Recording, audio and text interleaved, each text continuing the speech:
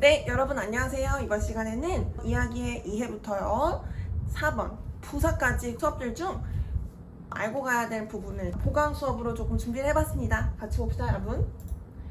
이야기의 2회 중 주어가 무엇인지 한번 공부를 해봤어요. 여러분, 우리 특별하게 비인칭 주어 it을 이번 시간에 공부하고 넘어가겠습니다. 여러분, 비인칭 주어는요 사람을 가리키는 주어가 아니랍니다. in 사람이요, 칭 불러요. 사람을 부르는 것이 아닌 주어 it을 우리 공부해 볼 거고요. 여러분, 비인칭 주어 it이 활용되는 경우는요, 여러분, 시간이 분절되어서 딱딱 끊어져 있나요? 아니면 부드럽게 연속적으로 이어져 있나요? 우리 시간은 부드럽게 연속적으로 이어져 있죠. 시간이 연속적으로 흐르기 때문에요, 사람은 이렇게 부드럽게 움직이는 모습으로 나타내지는 거죠. 여러분, 좋아요. 여러분, 우리 연속적으로 흐르는 시간을 일상생활에서 말하는 사람과 듣는 사람들이 대화에서 이야기하기 편하도록 나눠 놓은 단위를 비인칭 주어 it으로 가리킨답니다. 괜찮을까요? 예시로 한번 봅시다, 여러분. 첫 번째 예시는요, 여러분, It is Sunday 라는 절이에요. 첫 번째 예시는요, it이 가리키는 시간의 단위는요, 비인칭 주어 it이 가리키는 것이 무엇인지 설명하는 주격 보어죠, Sunday를 보고 알 수 있어요. 여러분, 일주일을 7개의 단위로 나눠 놓은 하나의 단위는요, day일까요? 맞아요. it이 가리키는 시간의 단위는요, day예요. 괜찮을까요? 네. 여러분, 2번 볼게요. 2번은요, It is autumn. 이 절에서요, 우리 주어 it이 가리키는 시간의 단위는요, 우리 1년을 4개의 계절로 나눠 놓은 단위 중 하나를 가리키는 비인칭 주어 it입니다. 괜찮을까요?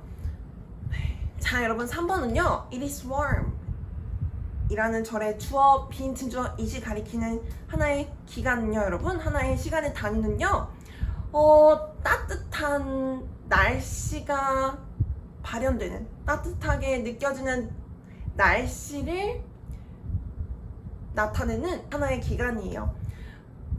낮이든 밤이든 하나의 계절이든 가리키는 대상은 말하는 사람이 알 수 있겠죠? 하지만 우리는 그 기간이, 하나의 시간의 단위인 그 기간이 어떤지를 우리 알 수 있답니다.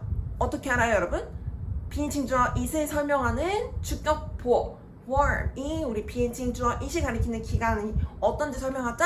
네, 좋아요. 여러분, 4번 절 볼게요. It is bright 이라는 절에서 여러분, it이 가리키는 시간의 단위는요, 3번과 똑같아요. 말하는 사람이 염두에 놓은 하나의 시간이 있어요. 낮인지 밤인지는 알 수 있겠네요. 그쵸?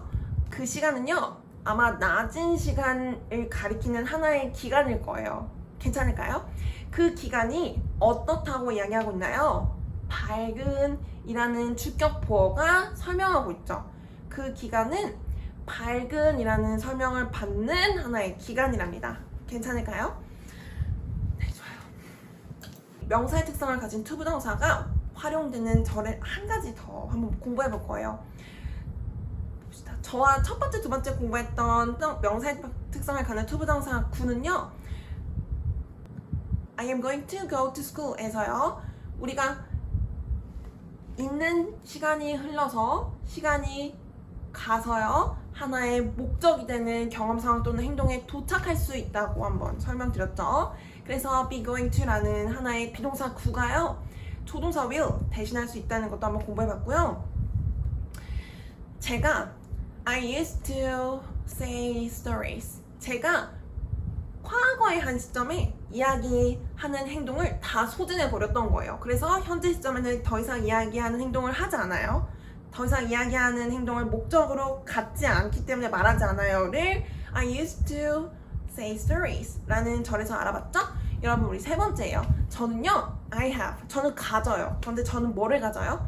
To record a video about this, 하나의 목적이 되는 행동을 갖는 거예요. 여러분, 목적을 갖는다는 것은요, 그냥 그랬으면 좋겠어요가 아니에요. 그 목적을 위해서 우리가 실제로 하나의 경험 상황 또는 행동을 해야 되는 상황에 처하게 된답니다.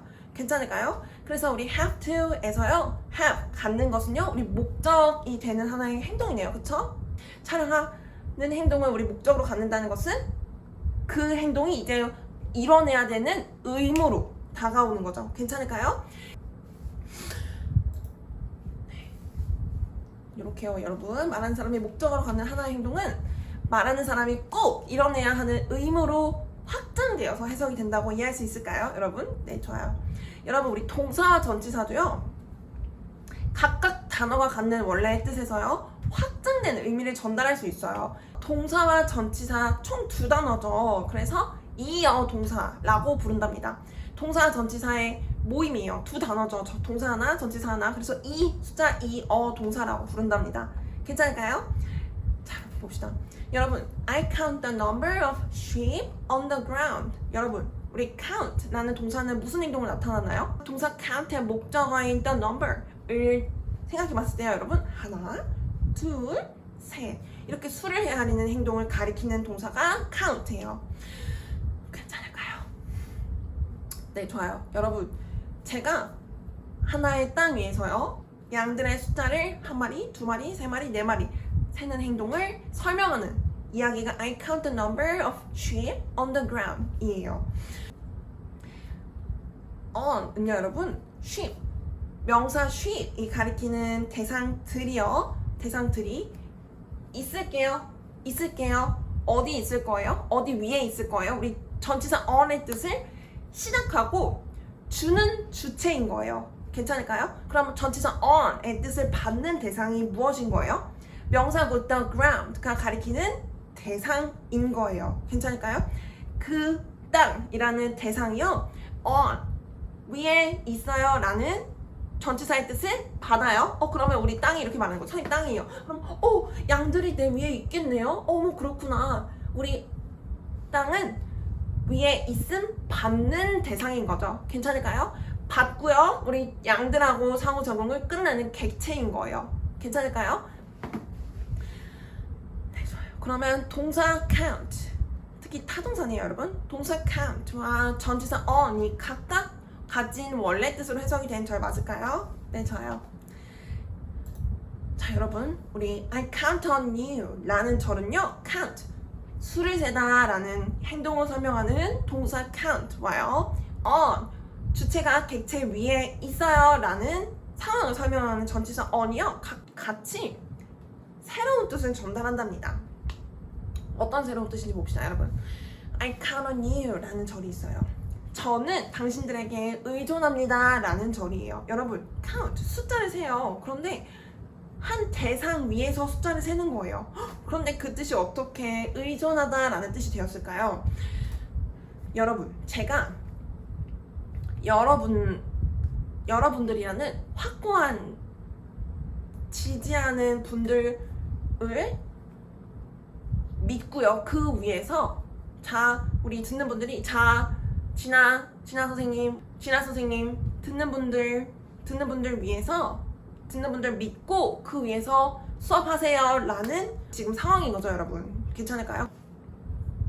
여러분, 동사와 전치사가요, 함께 다른 뜻으로 원래의 뜻보다 확장되어 해석되는 것은요, 동사와 전치사의 주체와 객체가 무엇인지에 따라서 결정이 된답니다. 괜찮을까요?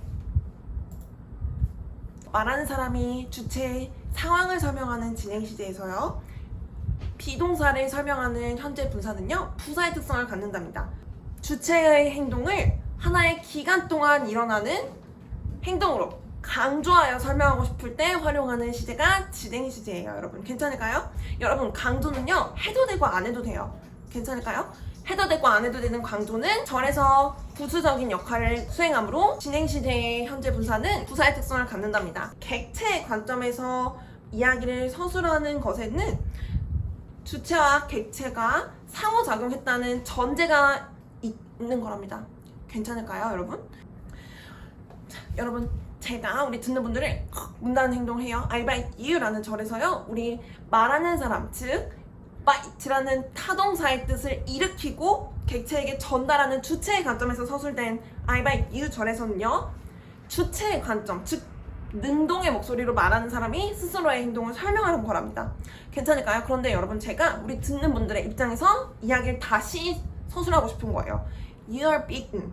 듣는 분들은 있어요. 그런데 어떻게 있는 거예요? 저에게 문 닫는 행동 타동사 by의 뜻을 받은 상황으로 있는 거예요.